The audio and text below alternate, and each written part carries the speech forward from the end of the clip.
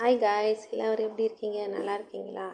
இப்போ நம்ம பார்க்குறது 4 பொருள் வச்சு சிம்பிளான ஸ்வீட்டு செய்ய போகிறோம். இப்போ அடுப்பு பற்ற வச்சு வடைச்சட்டியில் 1 ஸ்பூன் நெய் ஊற்றி ரவையை 200 கிராம் ரவையை நல்லா மணலாக வறுத்து எடுக்கவும். வறுத்து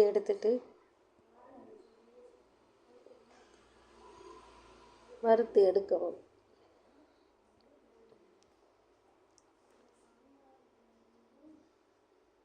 கெட்டி சேர்க்கக்கூடாது. ப்ரௌன் கலரில் ரவை வரக்கூடாது.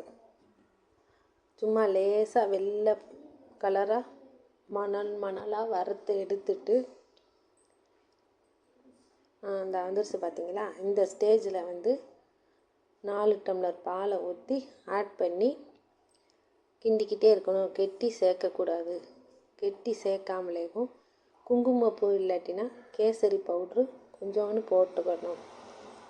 கிண்ணத்தில் ஒரு கப்பு ஜீனி போட்டதுக்கப்புறம் பத்தாவதுக்கு சின்ன கப்பு பிளாஸ்டிக் கப்பில் 1 கப்பு ஜீனி போட்டு நல்லா கிண்டி விடணும்.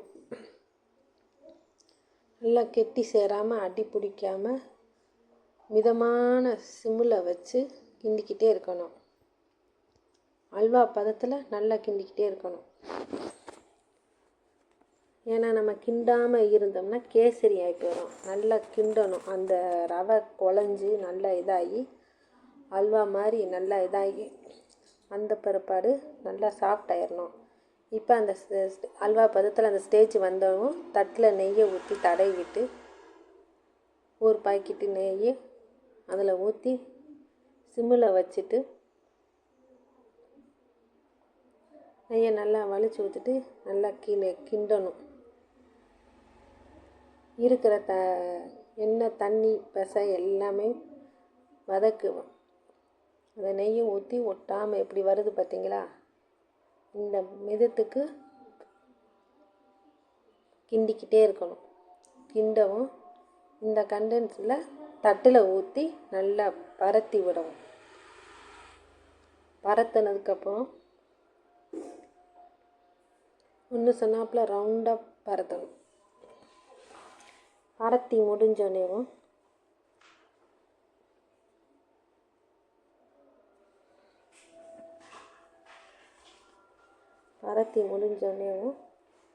முந்திரி பருப்பு பாதாம் பருப்பு இல்லாட்டினா முந்திரி பருப்பு நொறுக்கி அப்படியே ஒரே ஷேப்பில் எல்லா பக்கமும் தூவி விடணும். பார்த்தீங்களா? நொறுக்கிக்கிட்டு இருக்கேன் பார்த்தீங்களா? அப்படியே தூவி விடணும். ஏன்னா ஒரு பக்கம் இருந்து இல்லாமல் ஆகாமல் சீராக கொண்டு வரணும். இருக்கிற முந்திரி பருப்பில் நொறுக்கி விட்டு தூவி விடணும்.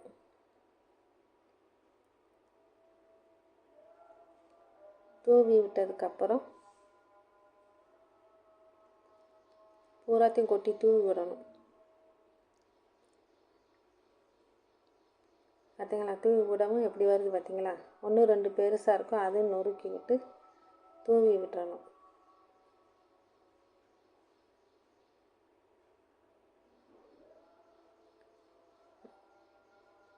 தூவி விட்டு முடிச்சிட்டோம் பார்த்தீங்களா? இப்போ ஸ்பூனை வச்சு அமுக்கி விடணும்.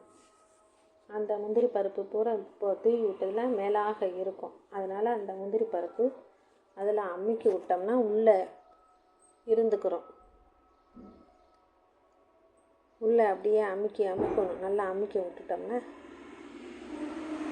இன்னும் அமுக்கணும். முந்திரி பருப்பை அமுக்கி எடுத்தோடனேவும் இந்த கண்டிஷனில் கட் பண்ணி எவ்வளோ இதாக இருக்குது. இந்த வீடியோ பிடிச்சா லைக் பண்ணுங்கள், ஷேர் பண்ணுங்கள், கமெண்ட் பண்ணுங்கள்.